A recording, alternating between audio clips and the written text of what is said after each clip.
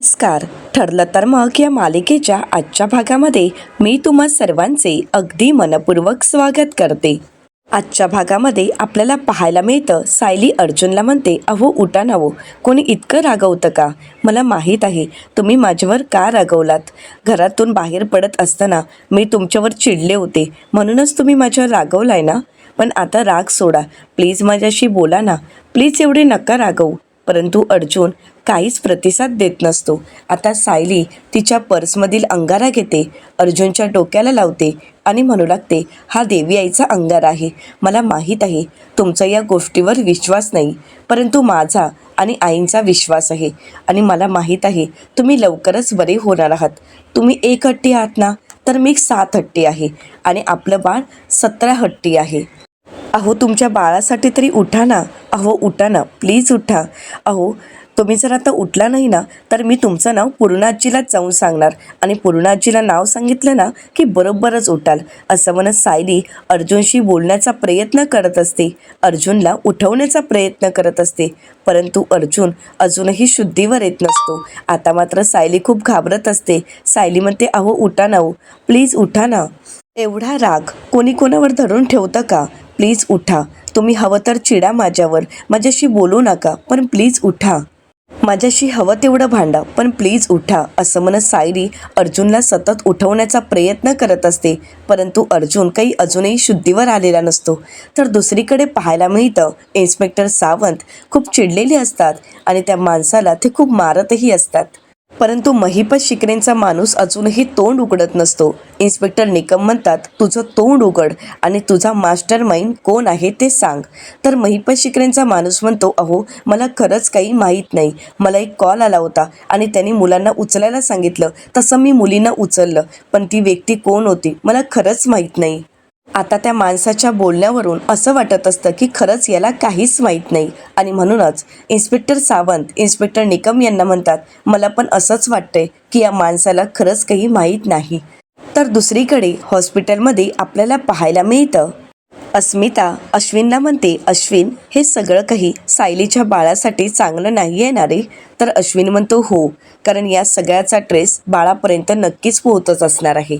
त्यामुळे सायली वहिनीला सुद्धा या सगळ्याची खूप काळजी घ्यायला हवी. तर त्याचवेळी चैतन्याला फोन आलेला असतो. आता अश्विन विचारतो की घरून फोन आला आहे का? तर चैतन्य म्हणतो, नाही, ऑफिसमधून आहे.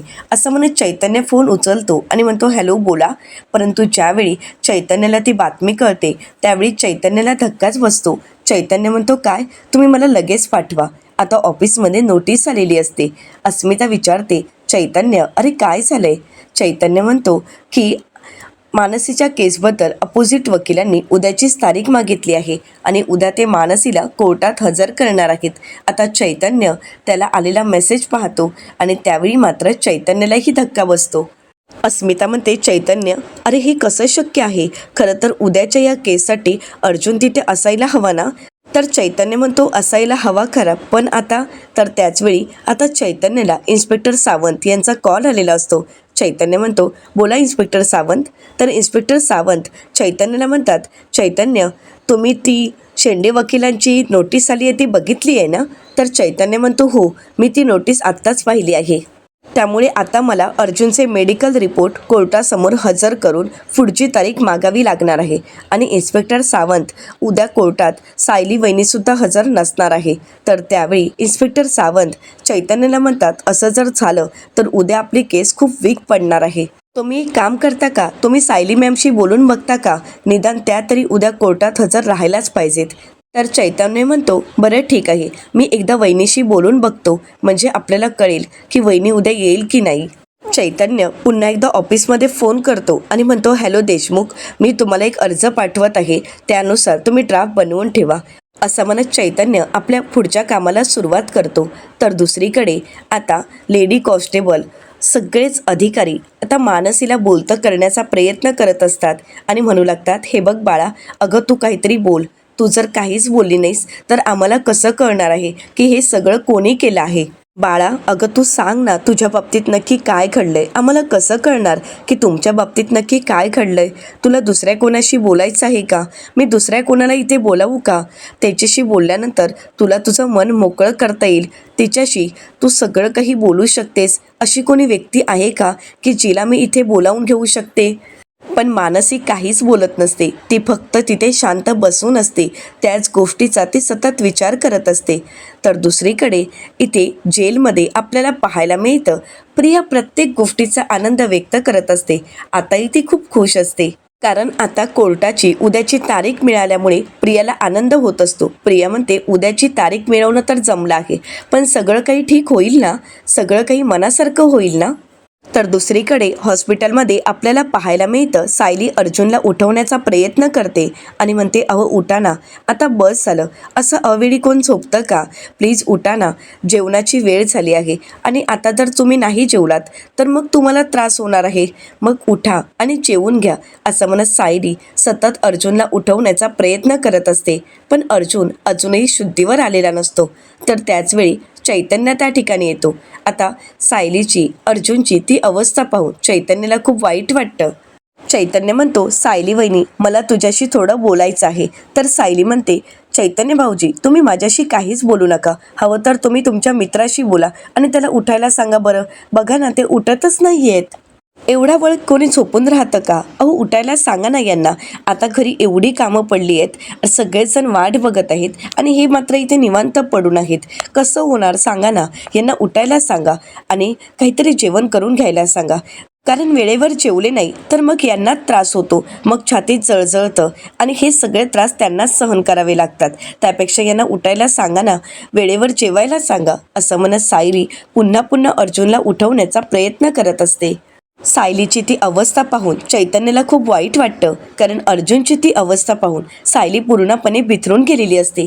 चैतन्य वहिनीला म्हणतो, वहिनी प्लीज भानावर ये ना गं. अगं अर्जुन झोपला नाहीये, तो बेशुद्ध पडला आहे. त्याच्या मणक्याला खूप मार लागलाय गं. नको ना तू स्वतःला त्रास करून घेऊस. तू स्वतःला सावर वहिनी. सायली वहिनी, अगं आत्ताच त्याची सर्जरी झाली आहे, प्लीज तू भानावर ये. आता मात्र सायली शांतच होते.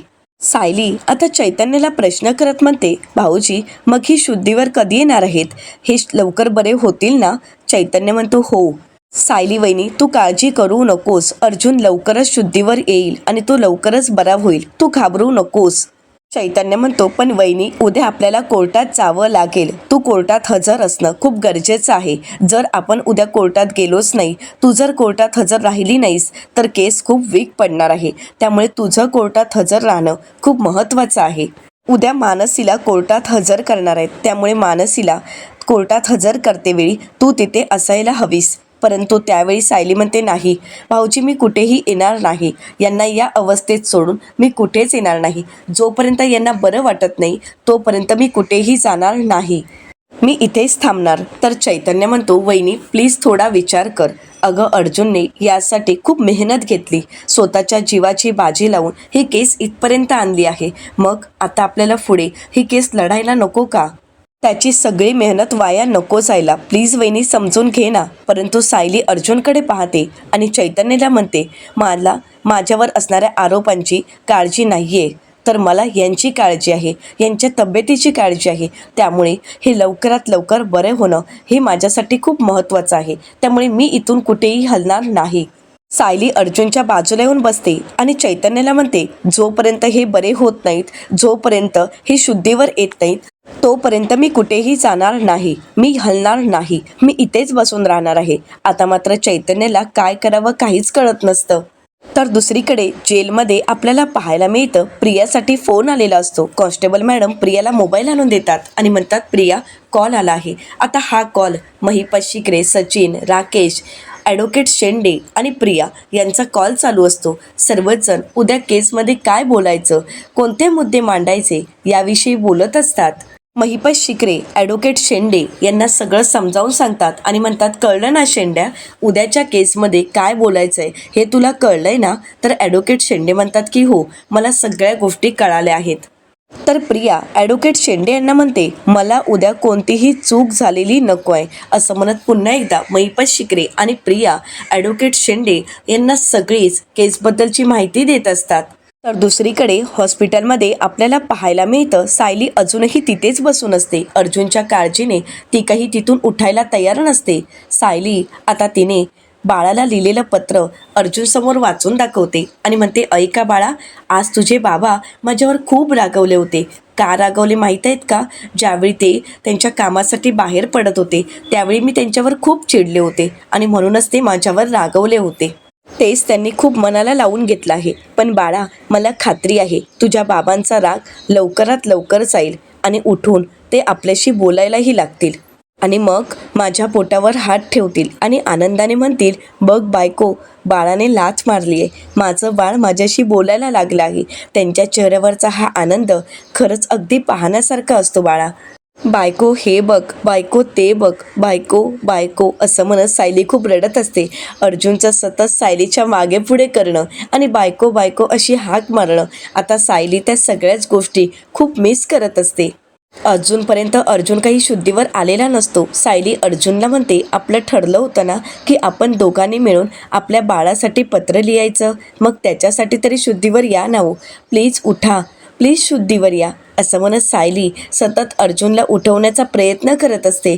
पण अजूनपर्यंत अर्जुन काही शुद्धीवर येत नसतो.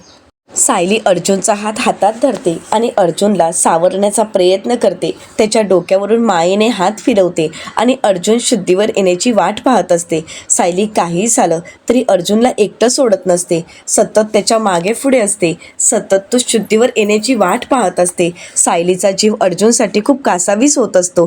तिला अर्जुनची काळजी वाटत असते. तर दुसरीकडे चैतन्य उद्याच्या केसबद्दलचं डिस्कशन करत असतो. आता काय करावं त्यालाही काही कळत नसतं. इकडे सायली अर्जुनच्या काळजीत असते. तिलाही त्या केसबद्दल काय करावं काहीच कळत नसतं. परंतु या केसपेक्षाही तिला अर्जुन महत्त्वाचा असतो आणि म्हणूनच सायली कोर्टात जायलाही तयार नसते. ती सतत अर्जुनजवळच बसून असते. अर्जुन शुद्धीवर येण्याची ती वाट पाहत असते. दुसरीकडे पाहायला मिळतं सुभेदारांच्या घरी कल्पनाताई आणि प्रतिमा त्या घरी आलेल्या असतात. पण त्या दोघीही आता देवी आईचा धावा करत असतात. त्यांनाही अर्जुनची काळजी वाटत असते. अर्जुन शुद्धीवर येण्यासाठी त्या दोघीही आता देवी आईला प्रार्थना करत असतात, साकडं घालत असतात. तर दुसरीकडे सायली अजूनही अर्जुनच्या बाजूलाच बसून असते. तिचीही झोप उडालेली असते. तिचा साधा डोळ्याला डोळाही लागत नसतो. अर्जुनची काळजी वाटत असते. या अवस्थेत सुद्धा ती फक्त अर्जुनच्या बाजूला बसून असते. तर आता म्हणता म्हणता कशी तरी रात्र उलटून गेलेली असते आणि सकाळी आता कोर्टाची तारीख मिळाल्यामुळे चैतन्यला कोर्टात हजर राहावं लागतं. आता जज साहेब, ॲडव्होकेट शेंडे आणि चैतन्य कोर्टात आलेले असतात. जज साहेब ऑर्डर देत म्हणतात की आजच्या कारवाईला सुरुवात करण्यात यावी. तर त्यावेळी चैतन्य आपलं स्टेटमेंट देत कोर्टासमोर अर्जुनचे मेडिकल रिपोर्ट सादर करतो आणि म्हणू लागतो, आजच्या या केससाठी ॲडव्होकेट अर्जुन सुभेदार हजर राहू शकत नाहीयेत. त्यासाठीच त्यांचे हे मेडिकल रिपोर्ट आणि ते गैरहजर असण्याबद्दलचा हा अर्ज असं म्हणत आता चैतन्यने दोन्ही डॉक्युमेंट कोर्टासमोर सादर केलेले असतात.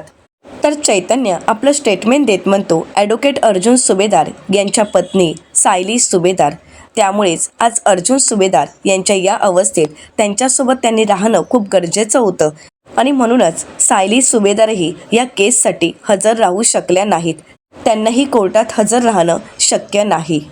आता कोर्टाने हा अर्ज स्वीकारलेला असतो. पण त्यावेळी ॲडव्होकेट शेंडे यांना विचारण्यात येतं की ॲडव्होकेट शेंडे, आरोपीचे वकील या ठिकाणी उपस्थित नाही आहेत, पण तुम्हाला तुमचं स्टेटमेंट द्यायचं आहे का?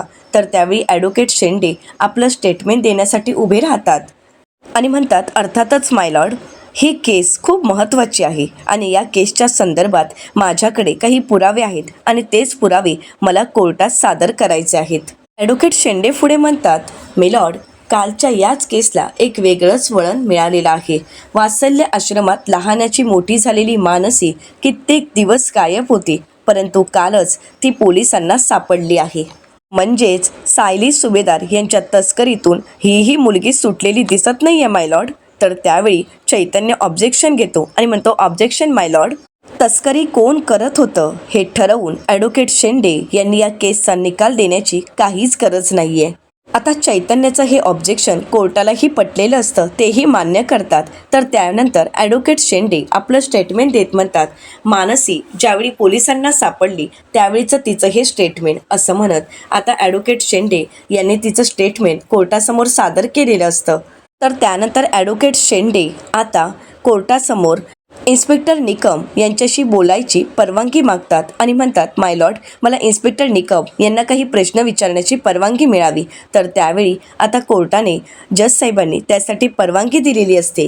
आता इन्स्पेक्टर निकम ज्यावेळी विटनेस बॉक्समध्ये येतात त्यावेळी ॲडव्होकेट शेंडे त्यांना वेगवेगळे प्रश्न विचारू लागतात. आता इन्स्पेक्टर निकम जे काही घडलं आहे ती सगळी सत्य परिस्थिती कोर्टासमोर सांगू लागतात.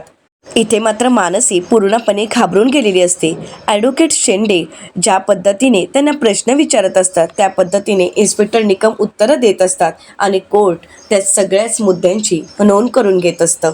इथे मात्र सायली अर्जुनच्या बाजूलाच बसून असते. सायली अर्जुनला म्हणते, अहो तुम्हाला जोपर्यंत बरं वाटत नाही ना तोपर्यंत मी इथून कुठेच जाणार नाही, कुठेच हलणार नाही, प्लीज अहो उठा ना, असं म्हणत सायली सतत अर्जुनला उठवण्याचा प्रयत्न करत असते. परंतु अर्जुन काही अजूनही शुद्धीवर येत नसतो. तर दुसरीकडे कोर्टात आपल्याला पाहायला मिळतं ॲडव्होकेट शेंडे आपलं स्टेटमेंट देत म्हणतात, माय लॉर्ड, या केसचे आरोपी सुनील खोडके यांना मी कोर्टात बोलवण्याची विनंती करतो. आता सुनील खोडके यांना विटनेस बॉक्समध्ये हजर केलं जातं. तर ॲडव्होकेट शेंडे त्यांना प्रश्न विचारण्यासाठी त्यांच्याजवळ जातात आणि म्हणतात, तर सुनील खोडके, तू या मानसीला कुठे घेऊन चालला होतास? तर त्यावेळी सुनील खोडके आता खोटं स्टेटमेंट देत म्हणतो की मला या मुलीला बेंगलोरला घेऊन जायला सांगितलं होतं, पण बाकी या केसबद्दल मला खरंच काही माहीत नाही. तर त्यावेळी ॲडव्होकेट शेंडे सुनील यांना म्हणतात, तू सायली सुभेदार हे नाव तर ऐकलंच असतील ना? तर त्यावेळी चैतन्य ऑब्जेक्शन घेत म्हणतो, ऑब्जेक्शन माय लॉर्ड, या साक्षीदाराची साक्ष हवी तशी वळवली जात आहे. तर त्यावेळी आता हे सुद्धा कोर्टाने मान्य केलेलं असतं आणि ॲडव्होकेट शेंडे यांची बोलतीच बंद केलेली असते. आता ॲडव्होकेट शेंडे यांना सुनील यांना बाकी काही प्रश्नच विचारता येत नाही. तर त्यानंतर आता ॲडव्होकेट शेंडे कोर्टासमोर विनंती करत म्हणतात की मला पीडित मुलगी मानसी हिला काही प्रश्न विचारण्याची परवानगी मिळावी. आता मानसीला विटनेस बॉक्समध्ये बोलावण्याची कोर्टाने परवानगी दिलेली असते. आता सुनील यांना तिथून घेऊन जातात. तर त्यानंतर मानसीला विटनेस बॉक्समध्ये आणलं जातं. तर आता मानसी विटनेस बॉक्समध्ये येताच ॲडव्होकेट शेंडे मानसीला म्हणतात, मानसी तू बोलू शकतेस, ओके आहेस ना? तर मानसी होकार देते. तर त्यावेळी ॲडव्होकेट शेंडे मानसीला म्हणतात, मानसी तुझ्या बाबतीत जे काही घडलंय ते सगळं काही तू न्यायालयात सांग. ज्या काही गोष्टी घडल्या आहेत त्या लपवून ठेवू नकोस. जे काही असेल ते सगळं न्यायालयात बोलू शकतेस आणि हे सगळं कोणामुळे घडले हेही सांग. आता मात्र मानसी घाबरत असते. ती जज साहेबांकडे पाहते. तर त्यावेळी ॲडव्होकेट शेंडे मानसीला म्हणतात, नाही नाही, इथे घाबरण्याची गरज नाही आहे, इथे तुला कोणीही काहीही करणार नाही. पण मानसी मात्र काहीच बोलत नसते. तर दुसरीकडे पाहायला मिळतं कल्पनाताई प्रतिमा आत्या सायलीसाठी डबा घेऊन आलेल्या असतात आणि प्रतिमा आत्या सायलीला म्हणतात, सायली बाळा, अगं थोडं तरी काहीतरी खाऊन घे ना गं. परंतु सायली तिचा हट्ट सोडायला तयार नसते. ती अर्जुन शुद्धीवर येत नाही तोपर्यंत काही खायलाही तयार नसते. कल्पनाताई सायलीला म्हणतात, सायली अगं काल हॉस्पिटलला आल्यापासून तू काहीही खाल्लं नाही आहेस. अस्मिताला विचारलं तर ती म्हणाली की साधा चहासुद्धा घेतला नाही आहेस. सायली अगं काहीतरी खाऊन घे बाळा. सायली कल्पनाताईंना म्हणते, आई जोपर्यंत हे शुद्धीवर येत नाहीत तोपर्यंत माझ्या घशाखाली घासही उतरणार नाही. हिरवी तर मी यांची जेवणासाठी खरी वाटही बघत असते. मग आता यांच्याशिवाय मी कशी काही खाऊन घेऊ? नाही, मला नाही जमणार. आता प्रतापराव सुद्धा सायलीला समजावत असतात. प्रतापराव सायलीला म्हणतात, सायली अगं प्लीज समजून घे बाळा. अगं स्वतःची नाही परंतु निदान पोटातल्या बाळाची तरी काळजी कर ना. अगं तू जर अशी उपाशी राहिलीस तर बाळसुद्धा उपाशीच राहील ना गं. तर त्यावेळी सायली प्रतापरावांना म्हणते, बाबा तुम्ही जे बोलताय ते बुद्धीला पटतंय परंतु मनाला नाही पटत. आणि मला खात्री आहे की माझ्या या लढ्यात आमचं बाळसुद्धा आम्हाला साथ देईल, मला साथ देईल. कारण त्याचे बाबासुद्धा त्याला लवकरात लवकर शुद्धीवर यायला हवे आहेत ना. सायली अर्जुनच्या बाजूलाच बसून असते. ती अर्जुनची खूप काळजी करत असते. तर दुसरीकडे कोर्टात आपल्याला पाहायला मिळतं की मानसी काही बोलायलाच तयार नसते. तर त्यावेळी ॲडव्होकेट शेंडे आपलं स्टेटमेंट देत म्हणतात, बघितलंत ना, सायली सुभेदार यांनी हिला इतकं धमकावलंय की हिच्या तोंडातून शब्दही फुटत नाहीये. तर त्यावेळी चैतन्य पुन्हा एकदा ऑब्जेक्शन घेतो आणि म्हणतो, ऑब्जेक्शन माय लॉर्ड. काही पुरावा नसताना सतत सायली सुभेदार यांचं नाव का घेतलं जात आहे? तर त्यावेळी ॲडव्होकेट शेंडे म्हणतात, सायली सुभेदार यांनीच हिला धमकावलं, तसे आमच्याकडे पुरावे आहेत. ॲडव्होकेट शेंडे म्हणतात, माय लॉर्ड, ज्यावेळी मानसी कोर्टात स्टेटमेंट देत होती त्यावेळी तिच्याकडून आम्हाला एक चिठ्ठी सापडली. असं म्हणत ॲडव्होकेट शेंडे आता त्यांच्याच माणसांनी दिलेली चिठ्ठी आता कोर्टासमोर सादर करतात आणि म्हणतात की या चिठ्ठीमध्ये मानसीला किती क्रूरपणे धमकावलं गेलं आहे ते तुम्हीच पाहावं. त्यावेळी आता कोर्ट ती चिठ्ठी पाहतं तर ॲडव्होकेट शेंडे म्हणू लागतात, माय लॉर्ड, मला खात्री आहे की हे हस्ताक्षर, ही चिठ्ठी सायली सुभेदार यांचीच आहे. सायली सुभेदार यांनीच मानसीला धमकावण्याचा प्रयत्न केला आहे. अर्थातच हस्ताक्षरची टेस्टही केली जाऊ शकते. आज सायली सुभेदार स्वतः कोर्टात हजर असल्या असत्या तर समोरासमोर याचा पुरावा मिळाला असता, पण त्या कोर्टात आल्याच नाहीत. हुशार आहेत ना फार, म्हणजे त्यांचं हस्ताक्षर ओळखलं जाऊ नये, कोणताही पुरावा मिळू नये यासाठी त्या कोर्टात आल्याच नाहीत. कारण जर त्या स्वतः कोर्टात आल्या असत्या तर मानसीने त्यांना स्वतःच ओळखलं असतं आणि त्यांचा खेळ आजच संपला असता. परंतु आता हे सगळं ऐकून घेतल्यानंतर चैतन्यही काही शांत बसत नाही. शेवटी ॲडव्होकेट अर्जुन सुभेदार याच्या शिकवणीतच शिकलेला ॲडव्होकेट चैतन्य गडकरी ऑब्जेक्शन घेत म्हणतो, ऑब्जेक्शन माय लॉर्ड, आरोपीचे वकील इथे कोर्टात हजर नाही आहेत. या संधीचा विरोधी वकील गैरफायदा घेऊ शकत नाहीत. ते जे बोलतायत ते पूर्णपणे चुकीचं आहे. ॲडव्होकेट अर्जुन सुभेदार यांचे मेडिकल रिपोर्ट मी अगोदरच कोर्टासमोर सबमिट केले आहेत आणि कोर्टाला माहीतही आहे की ॲडव्होकेट अर्जुन सुभेदार यांना काय झालंय ते. आणि या सगळ्याच तणावाखाली ॲडव्होकेट अर्जुन सुभेदार यांच्या पत्नी सायली सुभेदार आहेत. त्यांना ॲडव्होकेट अर्जुन सुभेदार यांची खूप काळजी वाटते, कारण अजूनपर्यंत ॲडव्होकेट अर्जुन सुभेदार शुद्धीवरही आले नाहीत. तर त्यावेळी ॲडव्होकेट शेंडे म्हणतात की प्रत्येक आरोपी हा तणावाखालीच असतो, कारण त्याचे गुन्हेच एवढे गंभीर असतात. माय लॉर्ड, या दोघांनीही कोर्टात हजर न राहून कोर्टाचा अपमान केलेला आहे. असं म्हणत ॲडव्होकेट शेंडे अर्जुन आणि सायलीवर खूप आरोप करू लागतात. म्हणूनच माझी कोर्टाला विनंती आहे की सायली सुभेदार यांच्यावर कोणतेही दया माया न दाखवता त्यांना दिलेला जामीन त्वरित रद्द करण्यात यावा आणि अल्पवयीन मुलींच्या तस्करीच्या गुन्ह्याखाली सायली सुभेदार यांना आज पुन्हा अटक करण्यात यावी. आता मात्र ॲडव्होकेट शेंडे यांनी एवढे गंभीर आरोप केलेले असतात, पण चैतन्यला काही बोलता येत नाही, कारण चैतन्यकडे तसे कुठलेच पुरावे नसतात. आता कोर्टाच्या निकालाची सर्वच जण वाट पाहत असतात. महिपत शिकरे, सचिन, राकेश सर्वच जण कोर्टाचा निकाल काय येतो हे पाहत असतात. राकेश महिपत शिकरेंना प्रश्न करत म्हणतो, अण्णा आता कोर्टात काय सुरू असेल? तर महिपत शिकरे म्हणतात, भजन. अरे काही विचारशील का? तर सचिन म्हणतो, अरे आता कोर्टात सुनावणी सुरू असणार, काय विचारतोयस राकेश तू? राकेश म्हणतो, ते मलाही माहीत आहे, पण त्या सुनावणीमध्ये नक्की काय झालं असेल हे मी तुम्हाला विचारतोय आणि तुमचं काय चाललंय? तर सचिन म्हणतो, एक गप्प रे तू, उगाच काहीतरी प्रश्न विचारत बसू नकोस. इथे कोर्ट आपला निकाल जाहीर करणार तर मानसी सुद्धा पूर्णपणे घाबरून गेलेली असते. तर येणाऱ्या पुढील भागामध्ये आपल्याला पाहायला मिळतं प्रिया महिपत शिकरेंशी फोनवर बोलत म्हणते, गेली कित्येक वर्ष मी पाहते, जेव्हा जेव्हा मला वाटत असतं की मी जिंकते तेव्हा तेव्हा ते सायली अर्जुन मला मात देत असतात, मला हरवण्याचा प्रयत्न करतात. पण आता माझ्या पुढच्या प्लॅनमुळे सगळा खेळच संपून जाईल. तर दुसरीकडे प्रतापराव आता डॉक्टरांना विचारतात, अर्जुनमध्ये काही प्रोग्रेस आहे का? तर डॉक्टर काहीच बोलत नाहीत. तर सायली डॉक्टरांना म्हणते, डॉक्टर तुम्ही काहीच का बोलत नाहीयेत? हे अजूनपर्यंत शुद्धीवर का आले नाहीत? तर डॉक्टर म्हणतात, आता ॲडव्होकेट अर्जुन सुभेदार अजूनपर्यंत शुद्धीवर का आले नाहीत हे आम्हालाच कळत नाहीये. तर दुसरीकडे प्रिया आता इथे श्वेताला विचारते की श्वेता पेशंट शुद्धीवर आला की नाही? तर श्वेता म्हणते, नाही अजून. तर त्यावेळी प्रिया तिला म्हणते, पेशंट शुद्धीवर येण्या अगोदरच त्याला उडव. आता हे ऐकून श्वेताला धक्काच बसतो. श्वेता आता प्रियाचं हे काम करू शकेल का? की हे करत असताना सायली तिला रंगे हात पकडेल? हे पाहणं अतिशय रंजक ठरणार आहे. मित्रांनो, अशाच मालिकांचे नवनवीन अपडेट पाहण्यासाठी चॅनलला नक्कीच सबस्क्राईब करा.